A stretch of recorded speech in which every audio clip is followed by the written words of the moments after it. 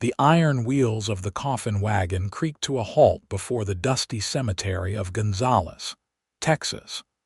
Autumn winds whispering through the oak trees as if carrying secrets of the deceased. Delilah Lawrence stood motionless, her black mourning dress billowing slightly in the breeze, her gaze fixed upon the simple pine box that contained her husband's remains. September 1873 had been cruel to her, leaving her a widow at 26 in a town that suddenly felt too large and too small all at once. The gathering for Thomas Lawrence's funeral was sparse, a handful of townspeople who had known him as the quiet shopkeeper who'd moved to Gonzales just 2 years prior. They stood at a respectful distance, their expressions a mixture of solemn obligation and the silent relief that death had visited someone else's door this time. Delilah took her place on the single wooden chair positioned beside the freshly dug grave, her gloved hands clasped so tightly in her lap that her knuckles ached beneath the fabric. She had no family here, no close friends to stand beside her.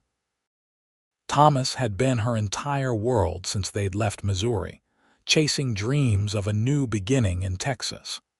The preacher's words drifted through the air, scripture and platitudes that offered little comfort. Delilah barely heard them, her mind caught in a fog of disbelief that typhoid fever could claim a man so quickly, just 5 days from first symptom to final breath. As the service concluded and the coffin was lowered into the ground, the attendees began to disperse, offering brief condolences that felt like pebbles dropping into a vast empty well. Delilah remained seated, unable or unwilling to rise, to walk away, to accept that this moment marked the end. One by one, the townsfolk departed until only Delilah and the gravediggers remained. Even they kept their distance, respectfully waiting for her to leave before they would complete their task of covering Thomas forever. "You don't have to sit alone no more." The voice, deep and gentle, came from behind her left shoulder. Delilah turned slightly, enough to glimpse the tall figure who had approached without her noticing. Quincy Garrison stood with his hat in hand, the late afternoon sun catching in his dark brown hair. His weathered face held an expression of genuine concern beneath a neatly trimmed beard. She recognized him vaguely, one of the ranch hands from the McAllister spread outside town. "I don't mean to intrude, madam," he continued when she didn't respond. "Just thought you might like some company for the walk back to town." Delilah swallowed hard. "Thank you, Mr. Garrison, Quincy Garrison." He shifted his weight, his spurs making a soft jingling sound against the packed dirt. "I knew your husband. Not well, but he always treated me fair at his store." Delilah nodded, finally finding the strength to stand. Her legs felt uncertain beneath her, and for a moment she feared they might give way. As if sensing this, Quincy stepped forward, offering his arm without touching her, leaving the choice to accept his support entirely her own. After a moment's hesitation, she placed her hand lightly upon his offered forearm. "Thank you, Mr. Garrison."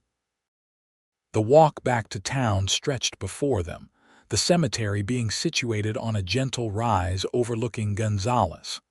The silence between them was not uncomfortable, but filled with the weight of unspoken words. "It was a fine service," Quincy finally said as they approached the first buildings of town. "Reverend Phillips always finds the right words." "I suppose," Delilah replied, her voice barely above a whisper, "though I confess I hardly heard them." Quincy nodded in understanding. "No shame in that. Some griefs are too loud to hear anything else." The simple truth of his statement caught her off guard. It was the first thing anyone had said that felt real since Thomas had died. "Do you have family nearby, Mrs. Lawrence?" he asked as they turned onto Water Street. "No." The single word contained volumes. "No one." They stopped before the small building that housed both the general store Thomas had owned and the living quarters above where Delilah now lived alone. The closed sign hung in the window, where it had been since Thomas had taken ill. "What will you do now?" Quincy asked, then quickly added, "Forgive me, that's not my business to ask." Delilah looked up at the second-floor windows of what was now only her home. "I haven't thought that far ahead. The store needs tending, I suppose. You'll run it yourself. I don't see that I have much choice." She turned to face him fully for the first time. "I appreciate your kindness today, Mr. Garrison." Quincy replaced his hat, nodding slightly. "If you need any help with the heavy lifting or stocking, I come into town most Saturdays. I'd be glad to lend a hand." The offer seemed genuine, with none of the predatory interest she had already noticed in the eyes of certain townsmen upon learning of her widowhood. "That's very kind," she said, not accepting but not refusing either. "Good day, Mrs. Lawrence." He tipped his hat and turned to leave. "Mr. Garrison," she called after him, causing him to pause and look back. "How did you know? That I was alone, I mean." A sad smile crossed his features. "I recognized the look, wore it myself once." With that, he continued down the street, his tall figure soon disappearing around a corner. Delilah unlocked the store's front door and stepped inside, the familiar smell of leather, coffee, and dry goods bringing an unexpected wave of grief. Thomas had built this place with such care, ordering inventory, arranging displays, greeting customers with his quiet dignity. The silence pressed in around her as she climbed the stairs to their living quarters. She removed her bonnet and gloves mechanically, placing them on the small table by the window.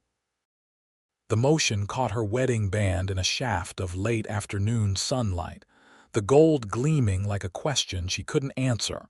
What would she do now? The store needed to be reopened if she hoped to survive.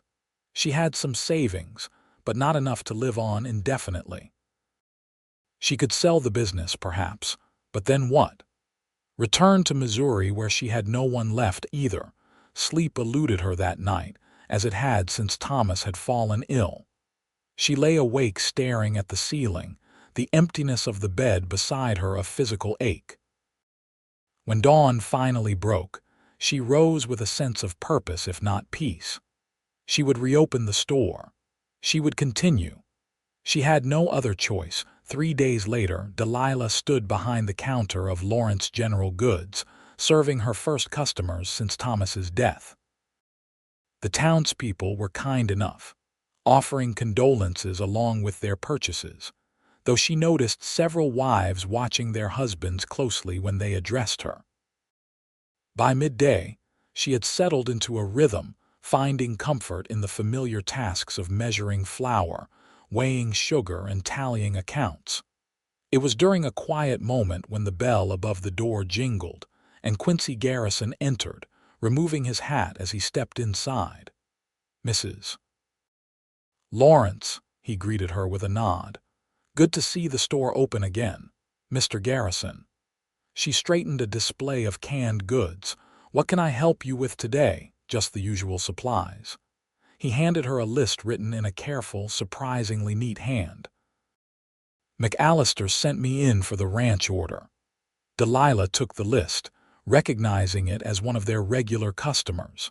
The McAllister Ranch ordered staples monthly, providing a reliable income that Thomas had appreciated. "I'll gather these for you." As she collected the items, sacks of flour and sugar, coffee beans, salt pork, ammunition, she was aware of Quincy moving around the store, examining the shelves with interest rather than simply waiting at the counter. "Your husband kept a fine store," he commented, running a hand along a shelf of tools. "Everything a body might need." "He was very proud of it," she replied, hefting a sack of beans onto the counter. "Though I'm finding some of the inventory challenging to manage alone." Without hesitation, Quincy moved to help her with the heavier items. Like I said before, I'm happy to lend a hand when needed. Thank you. She began tallying the purchases in the ledger. You mentioned you knew something about being alone. May I ask what happened? Quincy leaned against the counter, his expression becoming distant. Lost my wife and young son 6 years back. Influenza swept through the town we were living in Abilene. Took them both within a week. Delilah's hand paused over the ledger. I'm sorry. Been a long time now. He straightened up. Moving helped. New places, new faces. The work keeps me busy. How long have you been with the McAllister Ranch? Going on 3 years now. It's good work and they're fair people. He paid for the supplies, counting out the money carefully. McAllister said to tell you he's mighty sorry about Thomas and that he values doing business with you same as before. Please thank him for me. She handed over the receipt. Do you need help loading these? I can manage. He gathered the supplies with practiced ease. At the door, he paused. The offer still stands about Saturdays, if you need help with anything. Before she could respond, another customer entered, and Quincy nodded goodbye, stepping out into the street. The week passed in a blur of routine and grief. Delilah kept herself busy with the store during the day, finding that physical exhaustion was the only thing that helped her sleep at night. She discovered that running the business was more complex than she had realized, with ordering, inventory, and accounts to manage alongside serving customers. Saturday morning arrived with a clarity that seemed almost cruel in its beauty. Delilah opened the store earlier than usual, hoping to receive a shipment of goods that had been delayed. She was struggling with a heavy crate when the door opened, and Quincy Garrison stepped inside. Looks like I arrived at the right time, he said, immediately moving to take the crate from her. Where would you like this? Delilah stepped back, brushing a strand of hair from her face. In the storeroom, please, through that door. He carried the crate as if it weighed nothing, disappearing into the back room and returning moments later. Any others? There are 3 more on the loading dock. For the next hour, Quincy helped her unpack and shelve merchandise, working with an efficiency that suggested he had indeed spent time in a store before. His presence was unobtrusive but steady, and Delilah found herself grateful for both his strength and his lack of needless conversation. When the work was done, she insisted on paying him, but he refused.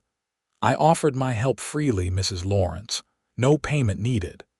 At least let me offer you coffee then. He accepted this compromise, and they sat at the small table in the corner of the store, a pot of fresh coffee between them. You've run a store before, she observed, noticing how he had known exactly how to organize the canned goods by type and size. Quincy nodded, sipping his coffee. My father had a mercantile in Missouri. I grew up stocking shelves and taking inventory. Missouri? Whereabout? Jefferson City. Left when I was 19 to try my hand at ranching. Never looked back until I met Rebecca in Abilene. Your wife? Yes. His expression softened at the mention of her name. She was a school teacher, smart as they come and twice as kind. Delilah felt a kinship in their shared loss. Thomas was a quiet man, but he had a way with numbers that I never understood. He could calculate a bill faster than I could write it down. They spoke of their lost spouses with a freedom that came from mutual understanding, neither offering empty platitudes nor attempting to minimize the other's grief. It was the first time since Thomas's death that Delilah had been able to speak of him without feeling the weight of others' discomfort. As Quincy prepared to leave, he hesitated at the door. Mrs. Lawrence, I hope I'm not overstepping, but there's a social gathering at the church tomorrow after services. Nothing fancy, just folks bringing food and spending time together. Might be good for you to get out a bit. Delilah hadn't attended church since the funeral, the thought of facing the congregation's collective sympathy overwhelming her. I don't know if I'm ready for that. Understandable, he nodded. But if you change your mind, I'll be there. Sometimes it helps to have a friendly face in the crowd. After he left, Delilah found herself considering his suggestion. The thought of socializing seemed exhausting, yet the store's walls had begun to close in around her these past weeks. Sunday morning arrived with indecision, but as the church bells rang across town, Delilah found herself putting on her second-best dress. The black mourning clothes felt too heavy for such a beautiful autumn day. She arrived as the service was ending, slipping into the back of the congregation just as Reverend Phillips was delivering the benediction. As people began to move toward the tables set up under the oak trees behind the church, Delilah hesitated, suddenly uncertain of her decision to come. Several women glanced her way, their expressions a mixture of surprise and curiosity. Mrs. Lawrence, Martha Wilson approached, her perpetually concerned expression firmly in place. "How good of you to join us. Are you managing all right on your own?" "My herald says it's not proper for a woman to run a business by herself, but I told him these are modern times after all." Before Delilah could respond to this backhanded encouragement, she felt a presence beside her.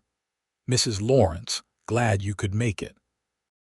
Quincy Garrison stood there, looking different in his Sunday clothes, his hair neatly combed.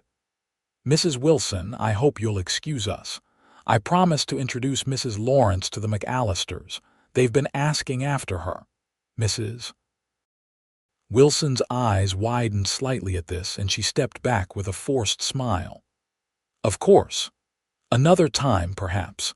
Quincy led Delilah away, leaning down to murmur, "The McAllisters didn't actually ask, but they're good folk and won't mind the introduction." Delilah felt a laugh bubble up unexpectedly. "Thank you for the rescue. Martha Wilson means well, but she's got opinions enough for 10 people and isn't shy about sharing them all." The afternoon passed more pleasantly than Delilah had anticipated.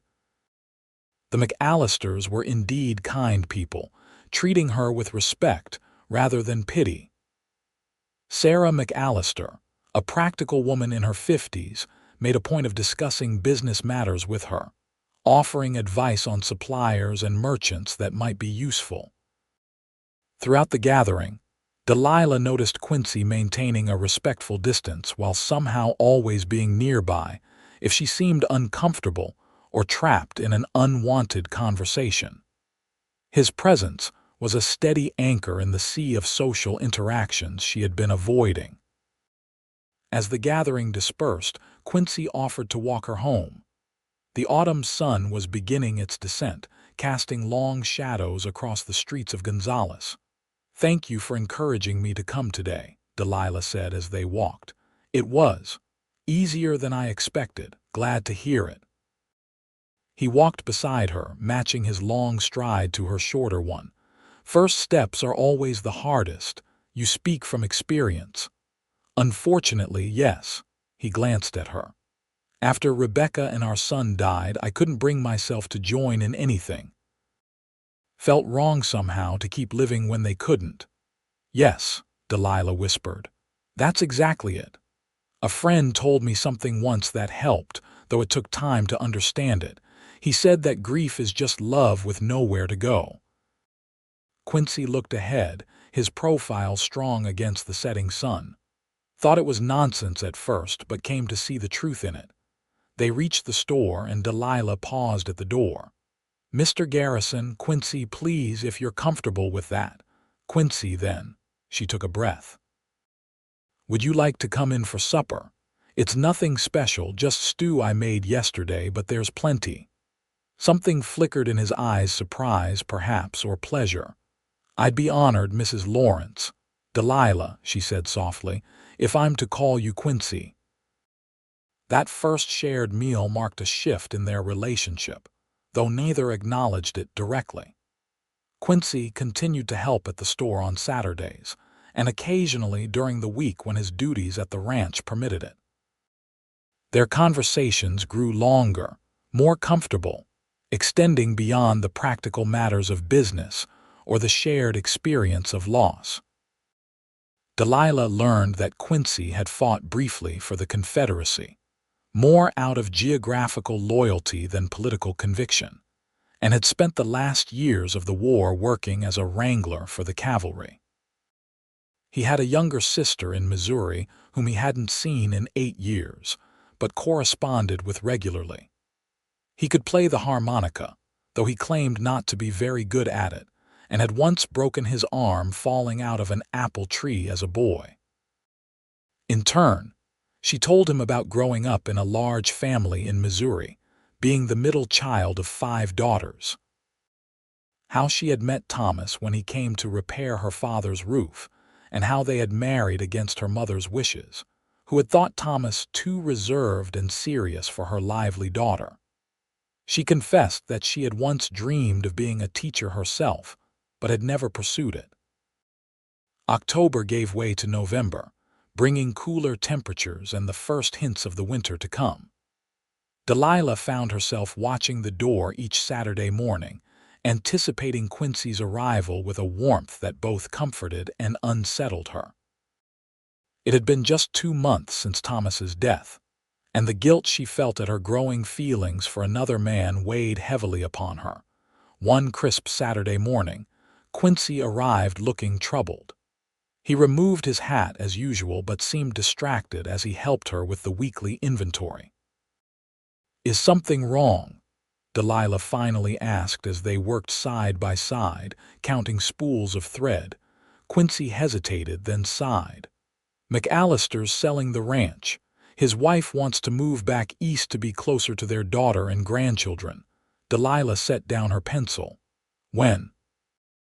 "After the new year. He's already found a buyer." Quincy leaned against the counter, his expression somber. "The new owner's bringing his own crew from up north. McAllister offered to recommend me to other ranches in the area, but you're considering leaving," Delilah finished for him, a hollow feeling spreading through her chest. "I've been in one place for a while now. Maybe it's time to move on." His eyes met hers. "Unless there's a reason to stay." The question hung in the air between them, unspoken but unmistakable. Delilah looked away, unable to give him the answer he sought. "I understand," he said quietly after a moment. "It's too soon." "I'm sorry, Quincy." Her voice was barely audible. I need time." "Time is something I can give." He straightened up, returning to the inventory list with forced focus. No decisions need to be made today. The following weeks brought a tension to their friendship that hadn't been there before. Quincy still came to help at the store, still walked her home from church on Sundays, but there was a carefulness to his manner, a deliberate distance that hadn't existed previously. December arrived with unseasonably cold weather, a blue norther sweeping down from the plains and bringing freezing temperatures to Gonzales. The store was quiet, customers hurrying home rather than lingering to chat as they often did. Delilah was about to close early when the door opened, bringing in a gust of frigid air along with Quincy. His face was red with cold, and he stamped his boots on the threshold to remove the mud. "Wasn't sure you'd still be open," he said, rubbing his gloved hands together. "Weather's turning nasty." "I was just about to close." She moved to lock the door behind him. "What brings you into town today?" "McAllister sent me to deliver some documents to the bank before it closes." He removed his gloves, blowing on his fingers. "And I wanted to tell you that I've made a decision about what to do when the ranch sells." Delilah felt her heart skip a beat. "Oh, I'm staying in Gonzales." His eyes found hers, steady and certain. "I've been offered a position as deputy sheriff. Sheriff Johnson's getting on in years and needs the help." "That's wonderful news," she said, genuine relief flooding through her. "You'll make an excellent deputy. It's less pay than ranching, but it's steady work and I'll be in town." He hesitated. "I wanted you to know that my decision doesn't change anything between us. I'm not expecting anything, Delilah. Your friendship these past months has meant more to me than I can say, and I won't risk that by pushing for more than you're ready to give." The sincerity in his voice moved her deeply. "Thank you, Quincy. That means a great deal to me." A sudden violent gust of wind rattled the windows, and they both turned to look outside. The sky had darkened ominously, and what had been a light drizzle was rapidly turning to sleet. "You shouldn't head back to the ranch in this," Delilah said with concern. "The road will be treacherous. McAllister said as much himself, told me to find a room at the hotel if the weather turned." He moved to the window, frowning at the worsening conditions. "Though I should go secure a room before they're all taken." "You could stay here," Delilah offered, then immediately felt heat rise to her cheeks at his surprised expression. "I meant in the storeroom. There's a cot Thomas used when inventory came in late. It's not comfortable, but it's better than riding back in this weather." Quincy studied her face for a moment, then nodded. "Thank you.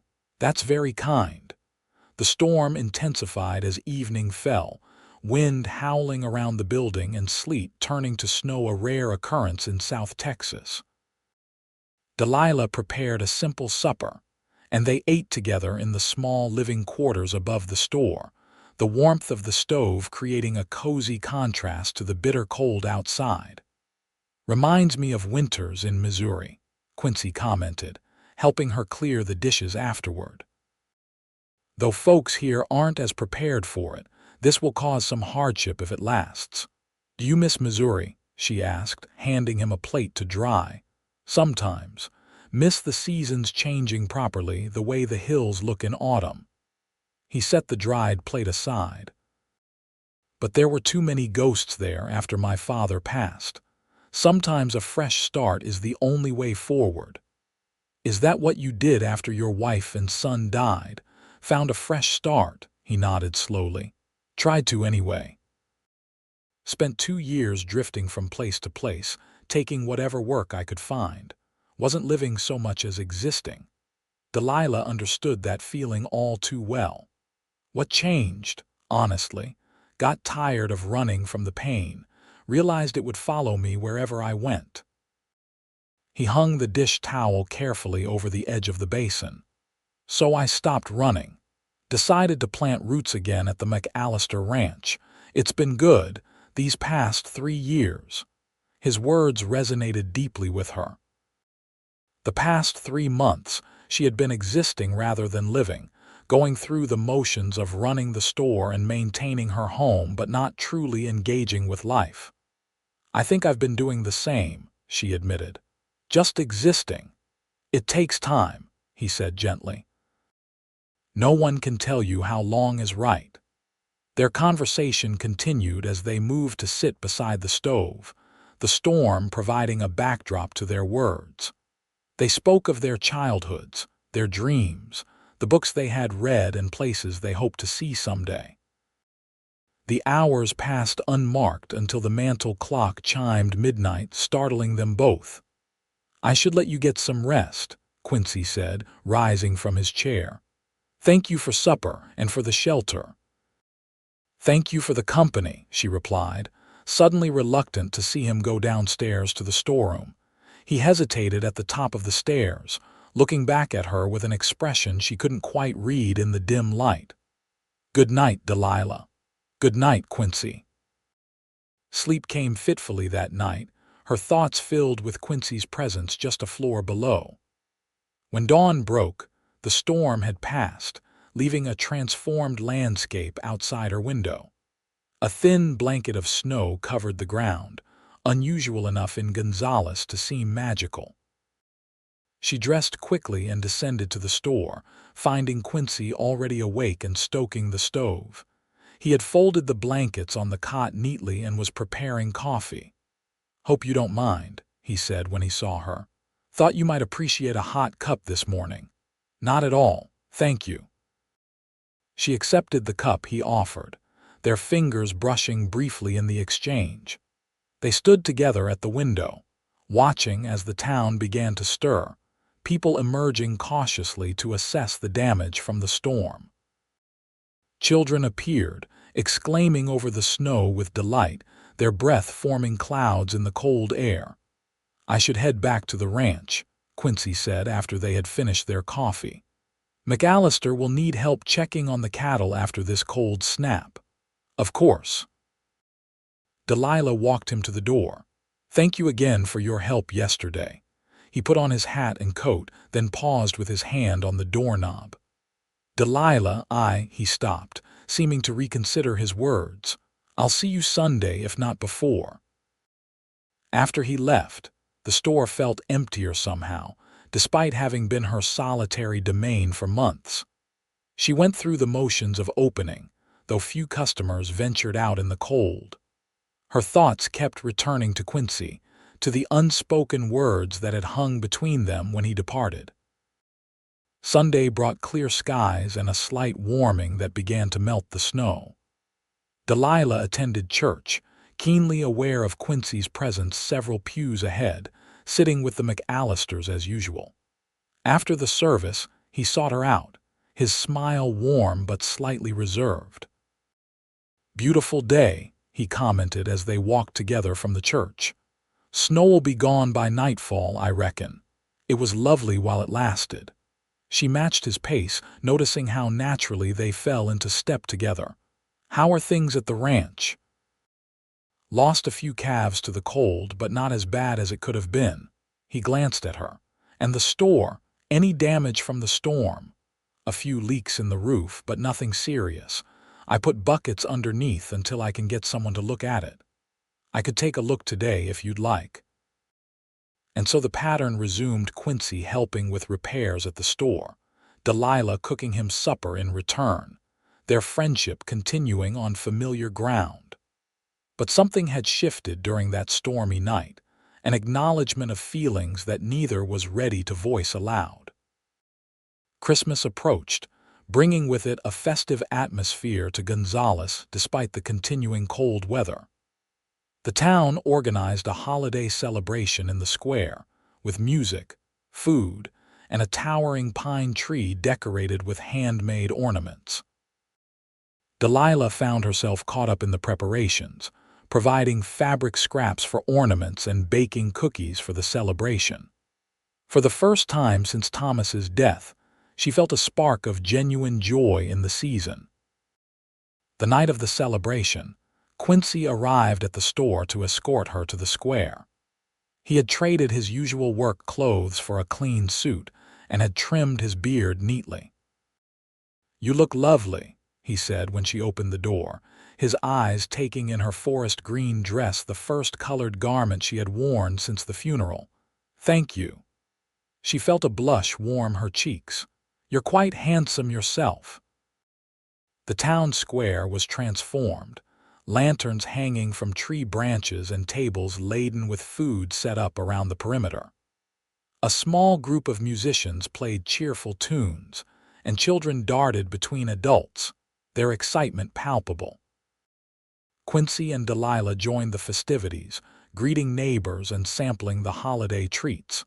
When the music shifted to a waltz, Quincy turned to her with a question in his eyes. "Would you care to dance?" he asked softly. Delilah hesitated only briefly before placing her hand in his. "I would."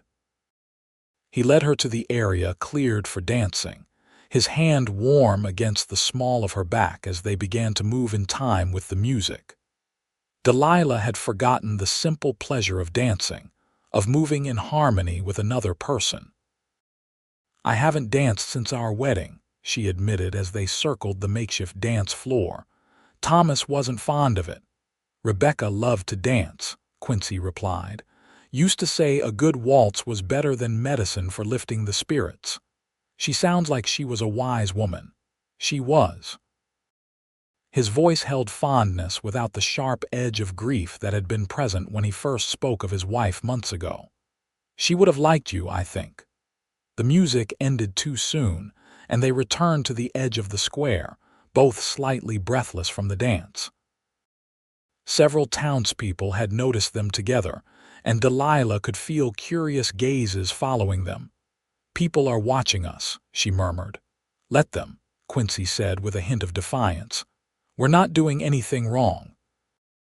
Yet Delilah couldn't shake the feeling that she was somehow betraying Thomas's memory by enjoying herself so openly with another man. The guilt that had receded in recent weeks returned in full force. I think I should return home, she said abruptly. I'm feeling rather tired. Concern crossed Quincy's face. Of course, I'll walk you back. The walk to the store was quiet, the festive sounds of the celebration fading behind them. When they reached her door, Delilah turned to thank him for the evening. I'm sorry if I overstepped, Quincy said before she could speak. Asking you to dance, no, she interrupted. You didn't overstep, it's me, I'm just. She struggled to find the words. I feel guilty, Quincy, for being happy when Thomas is gone, for feeling things for you that I shouldn't be feeling so soon. The admission hung in the air between them, more honest than she had intended to be. Quincy's expression softened, and he reached out slowly, giving her time to pull away, and took her hand in his. There's no timetable for grief, Delilah, no right or wrong way to feel. His voice was gentle but firm. And I don't believe Thomas would want you to spend your life in mourning. Tears welled in her eyes. How can you be so certain? Because he loved you. Quincy's thumb traced small circles on the back of her hand. And when you love someone, you want their happiness above all else. She looked up at him, seeing the truth of his words reflected in his eyes. Without thinking, she stepped forward and wrapped her arms around him, burying her face against his chest. After a moment of surprise, his arms encircled her, strong and secure. Thank you, she whispered against the rough fabric of his coat, for understanding. Always, he murmured into her hair, holding her gently as if she might break. When they finally separated, something fundamental had changed between them, an acknowledgement of feelings that could no longer be ignored or denied. Merry Christmas, Delilah, Quincy said softly, reaching up to brush a tear from her cheek with his thumb. Merry Christmas, Quincy. The new year arrived with promise and change. McAllister's ranch officially sold, and he and his wife prepared to move east. Quincy began his duties as deputy sheriff, moving from the ranch bunkhouse to a small room above the jail for the time being. His new position kept him in town daily, and he made a habit of stopping by the store each evening to check on Delilah before making his final rounds. Their relationship continued to deepen, though they maintained a careful propriety that kept the town gossips at bay mostly. By February, Delilah had come to recognize the quickening of her heart whenever the bell above the door signaled Quincy's arrival. Their conversations flowed easily, punctuated by shared laughter and occasionally lingering glances that spoke of feelings neither had fully voiced.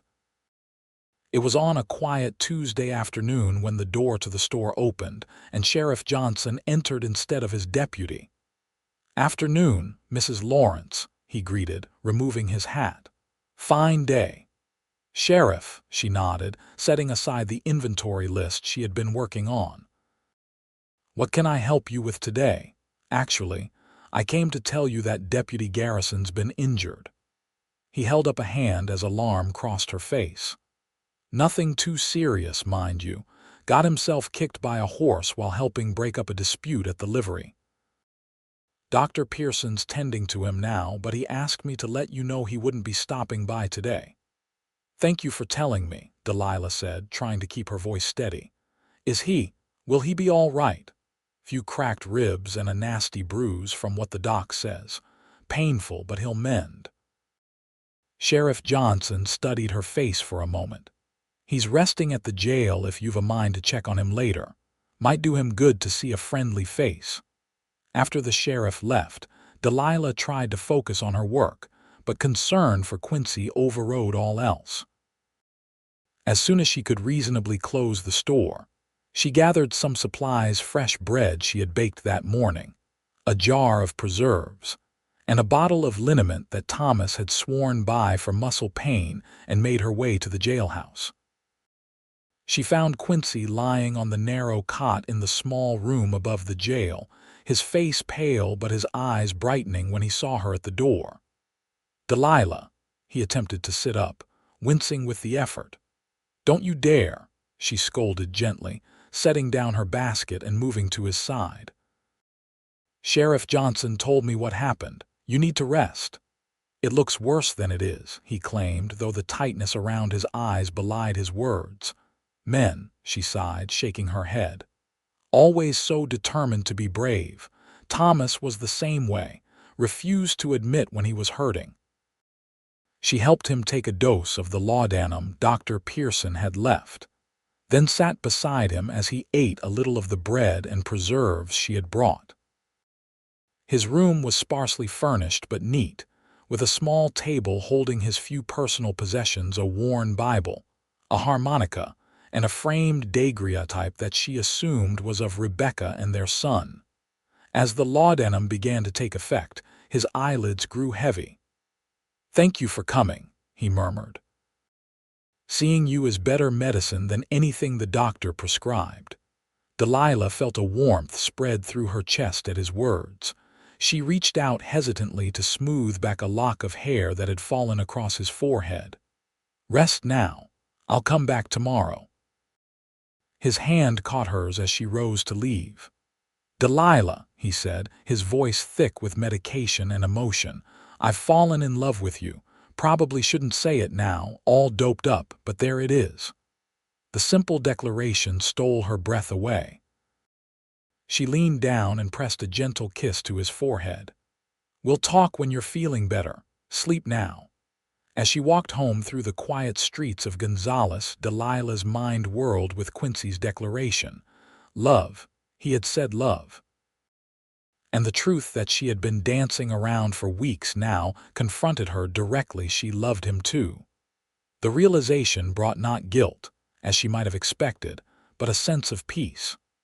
Thomas would always occupy a place in her heart, but that didn't mean there wasn't room for new love to grow. As Quincy had said months ago, grief was love with nowhere to go. Perhaps loving again was simply finding a new direction for that capacity to care. The following days established a new pattern. Delilah would open the store in the morning, close for an hour at midday to check on Quincy, then return in the afternoon. In the evenings, she would bring him supper and sit with him as he recovered. On the third day, when she arrived for her midday visit, she found him dressed and moving carefully around the small room. "What are you doing?" she demanded from the doorway. "You're supposed to be resting." "Going stir-crazy is what I'm doing," he replied with a grimace. "Doc says I need to move a little, keep the blood flowing.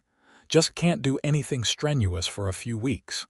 She set down the lunch she had brought and moved to help him sit at the small table. "You're as stubborn as a mule, Quincy Garrison." "Part of my charm," he responded with a hint of his usual humor. "Delilah, about what I said the other night." She busied herself setting out the food. "You were under the influence of laudanum. Doesn't make it any less true." His hand reached across the table to cover hers. "I do love you. Have for months now, just didn't want to rush you." Delilah met his gaze, her heart pounding. "I love you too, Quincy. I think I have for some time, but I was afraid to admit it, even to myself." The smile that spread across his face was worth all the confusion and guilt she had worked through to reach this moment. "Well now," he said softly, "that's the best news I've had in a long while." 2 weeks later, Quincy was recovered enough to return to limited duties, though Dr. Pearson had forbidden him from any physically demanding tasks until his ribs fully healed. He and Delilah had begun courting officially, taking evening walks through town when weather permitted and attending church together on Sundays. The townspeople had largely accepted their relationship, though there were some who thought it too soon after Thomas's passing for Delilah to be involved with another man. She found, however, that their opinions mattered less to her than they once would have. Spring arrived early that year, bringing with it new growth and possibilities. Quincy had begun looking for a small house to purchase, unwilling to continue living above the jail now that his future seemed more settled. On a particularly beautiful April evening, he and Delilah sat on a bench in the town square, watching as the setting sun painted the sky in vibrant oranges and pinks.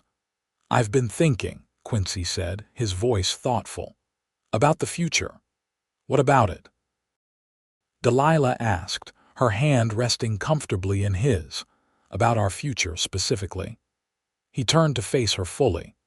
"I know it's only been a few months since we started courting properly, and if you think it's too soon, I understand completely. But I love you, Delilah Lawrence, and I'd be honored if you'd consider becoming my wife." Though she had begun to suspect this might be coming, the actual proposal still caught her by surprise. "Quincy, you don't have to answer right away," he hurried to add. "Take all the time you need. I just wanted you to know my intentions." Delilah looked at this man who had come into her life when she was at her lowest, who had offered friendship without expectation and love without pressure. The answer was clear in her heart. "Yes," she said simply. "Yes." His eyes widened. "You're sure?" "I don't want you to feel rushed," she laughed, the sound bright in the evening air. "I'm sure. I love you, Quincy Garrison, and I would be proud to be your wife." His smile could have outshone the setting sun. He reached into his pocket and withdrew a small gold ring with a modest pearl set in its center. "It was my mother's," he explained as he slipped it onto her finger. "If you'd prefer something else, it's perfect," she interrupted, admiring how the pearl caught the last rays of sunlight. "Absolutely perfect." They married on a sunny day in June 1874 in a simple ceremony at the Gonzales church. Sarah McAllister returned from the east to attend, along with Delilah's younger sister, Mabel, who had traveled from Missouri for the occasion. Sheriff Johnson stood as Quincy's best man, and the entire town seemed to turn out for the celebration that followed. As they danced together for the first time as husband and wife, Quincy held Delilah close, his voice soft in her ear. "Happy." "More than I ever thought possible," she answered honestly. "And you, happier than I deserve." He pressed a gentle kiss to her temple. "Thank you for giving me a second chance at love. Thank you for showing me I didn't have to sit alone anymore." They began their married life in the rooms above the store, as Quincy continued to save for a house of their own. He remained deputy sheriff, while Delilah ran the store with occasional help from Mary Johnson, the sheriff's daughter, who had taken an interest in the business. Their first year of marriage brought challenges and joys in equal measure. Quincy's job occasionally put him in danger, causing Delilah moments of heart-stopping fear when he was called away to deal with trouble. But those moments were balanced by the quiet evenings at home, the shared meals and conversations, the deep connection that continued to grow between them. In the spring of 1875, Delilah discovered she was expecting their first child. Quincy's reaction to the news was everything she could have hoped for: joy, excitement, and just a touch of terror that made her laugh and reassure him he would be an excellent father. "A baby," he whispered in awe, his hand resting gently on her still flat stomach. "Our baby." The pregnancy progressed smoothly through the summer months, though the Texas heat made Delilah uncomfortable as her condition became more pronounced. Quincy was attentive to her needs, insisting she rest during the hottest part of the day and hiring a local girl to help in the store when customers became too demanding. In November, just as the first cool breezes of autumn arrived, their son was born after a relatively easy labor. They named him Thomas Quincy Garrison, honoring both the past and the present in a way that felt right to them both. "He's perfect," Quincy marveled, holding his son for the first time, tears unashamedly tracking down his cheeks. "Look what we made, Delilah." As she watched her husband cradle their child, Delilah felt a completeness she hadn't thought possible after the devastation of losing Thomas. Life had continued, bringing new love and joy without diminishing the significance of what had come before. 2 years later, they welcomed a daughter, Rebecca Sarah Garrison, completing their family in a way that honored all parts of their journey. By then, they had purchased a small house on the outskirts of Gonzales, with enough land for a garden and room for the children to play.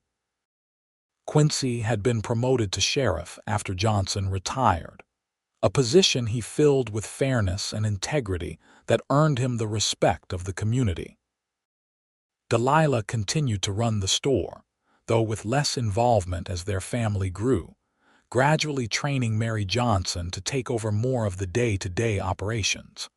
Life settled into a rhythm of family dinners, Sunday services, and community gatherings. There were difficult times: illness, financial worries, the normal strains of marriage and parenthood, but through it all, Quincy and Delilah faced challenges together, their bond strengthening with each passing year. On a warm September evening in 1883, they sat together on the porch of their home, watching their children chase fireflies in the yard. Thomas, now 8, was a thoughtful boy with his father's height and his mother's quiet determination. Rebecca, 6, was fearless and bright, with a laugh that could light up the darkest room. 10 years, Quincy mused, his arm around Delilah's shoulders. Hard to believe it's been 10 years since we met. At a funeral, no less, Delilah added with a small smile. Not the most auspicious beginning. I disagree. He turned to look at her, his face older now but still handsome, lines of experience etched around his eyes. I saw a woman with incredible strength that day, sitting alone, facing her grief with dignity. How could I not be drawn to that? Delilah leaned against him, watching as their children collapsed in giggles on the grass.